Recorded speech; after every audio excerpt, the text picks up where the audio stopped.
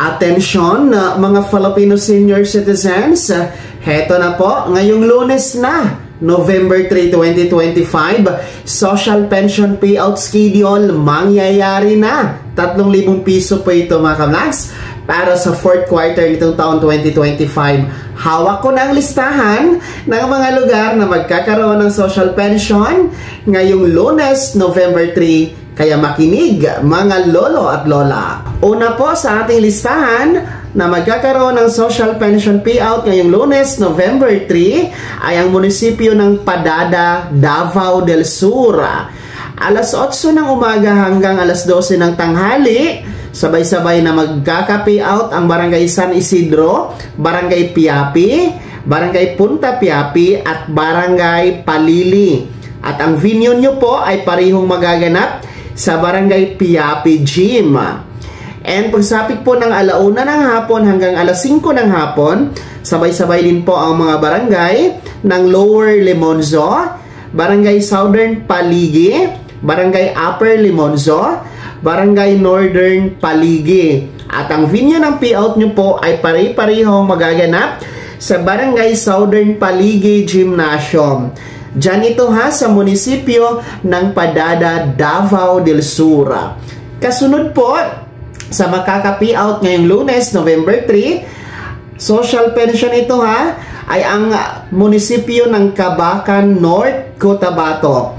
Para po sa Barangay Kayaga, ang venue po ay sa Municipal Gym, ang Barangay Banawag, ang venue sa Covered Court, Barangay Malanduague, sa covered court din po ninyo magaganap ang payout. Barangay Pisan, covered court din po ang venue. Barangay Bangilan, sa covered court din po ang venue. Barangay Dagupan, Barangay Matagos at Barangay Sanggadong SJA Bar, na pareho pong sa inyo pong per barangay court ang social pension venue.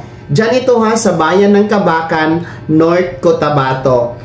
Kasunod po ay ang social pension payout ngayong Lunes para po sa mga taga-munisipyo ng Bukod, Benguet.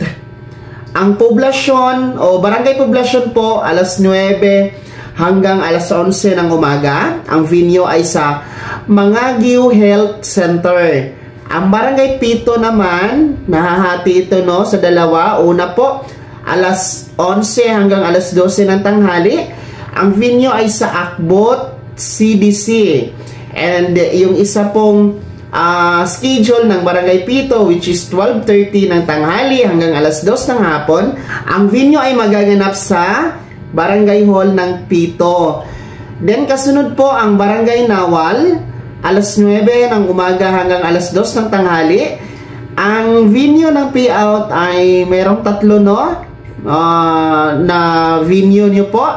Una ay ang Wakas CDC, then yung Bawimpita CDC, at Barangay Nawal Barangay Hall, And then kasunod yung Barangay Bubok at Barangay Bisal, alas 9 hanggang alas 12 ng tanghali. Meron din pong alas 12:30 ng tanghali hanggang alas 2 ng hapon. So ang venue ng payout, mamili kayo. Merong Bisal Open Gym, Kawal Elementary School, Utbong Primary School, at Bubok Barangay Hall. Diyan ito sa munisipyo ng Bukod, Benguet. At yan po mga Filipino senior citizens, ang schedule ng social pension payout para ngayong Lunes, November 3, 2025. 4th quarter po ito na nagkakahalaga ng 3,000 piso. Kaya dapat, una, sa mga balitang may kinalaman sa ayuda programa, para sa mga nakakatanda, i-subscribe ang subscribe button na nasa baba kung hindi ka pa nakasubscribe. At huwag kalimutang pindutin ang notification bell, ilagay sa all para updated sa lahat ng mga videos na i-upload ko. Maraming salamat po at mag-ingat po tayo. God bless po mga ka-vlogs.